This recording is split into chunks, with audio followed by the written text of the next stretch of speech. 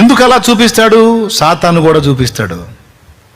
ఎందుకంటే దర్శనం మీద బాగా డిపెండ్ అయిపోయావు కదా, అందుకని వాడు మాయా దర్శనం చూపించి నువ్వు ఎవరిని ఫాలో అవుతూ ఎవరిని అనుసరిస్తూ భక్తి నేర్చుకుంటున్నావు వాళ్ళ మీద నీకు చెడు స్వప్నం చూపిస్తాడు. దురాలోచన కలిగే విధమైన స్వప్నాలు, ఆ వ్యక్తి తప్పు చేస్తున్నట్టు కనపడే స్వప్నాలు. ఎందుకో తెలుసా? ఆ భక్తులే ఇలా తేడా చేసినప్పుడు నువ్వెక్కడ నిలువుతావు?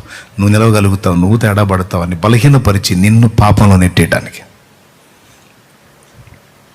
అప్పుడు దేవుని కృపను బట్టి వివేచన కలిగి మళ్ళా దేవుని ముందు మోకాళ్ళుని మళ్ళీ అడిగాను, నాకు కలిగిన దర్శనం నిజమేనా ప్రభు, ఆ దైవజనుడు ఇట్లా నేనా అని మళ్ళా 2-3 సూచనలు అడిగితే ఆ 2-3 సూచనలు దేవుడు తప్పు, దాన్ని నమ్మవద్దని మాట్లాడాడు.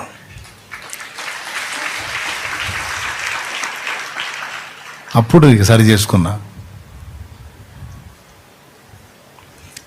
ఇది మీకెందుకు చెప్తున్నానంటే వాడు అలా చేస్తాడు, మోసం చేస్తాడు.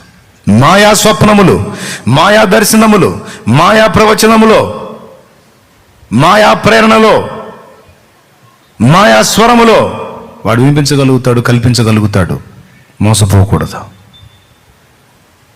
వివేకము గలవారమై, వివేచన గలవారమై ప్రతి విషయమందు జాగ్రత్తగా అడుగులు వేయాలి. దేవుని దగ్గర అడిగి అడుగులు వేయటం మంచిదే, కానీ ఒక సూచనతో కాదు, ఇక 2-3 సూచనలు.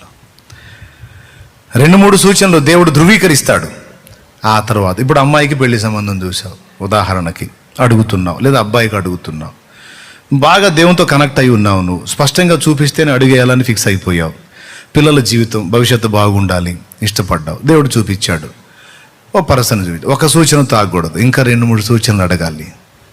ప్రభా నువ్వు చూపించావు, ప్రేరేపించావు, మంచిదే, ఇంకా ఇది నేను నిర్ధారణ చేసుకున్నట్లు ఇంకా నాకు ఇంకో సూచన చూపించు ప్రభా నువ్వు అడగొచ్చు. నీకు క్షేమం కలిగినట్లు దేవుని చిత్తం అయితే దేవుడు అది చూపిస్తాడు. కొంతమంది అసలు ఏం పట్టించుకోకుండా అయ్యా ఏమైనా కానీ విశ్వాసంతో అడిగేస్తున్నా, నువ్వే చూసుకొని ఎగిరి దూకుతా, అదొక ఎత్తు. దేవునికి మహిమ. మంచిగా అని చెడ్డగా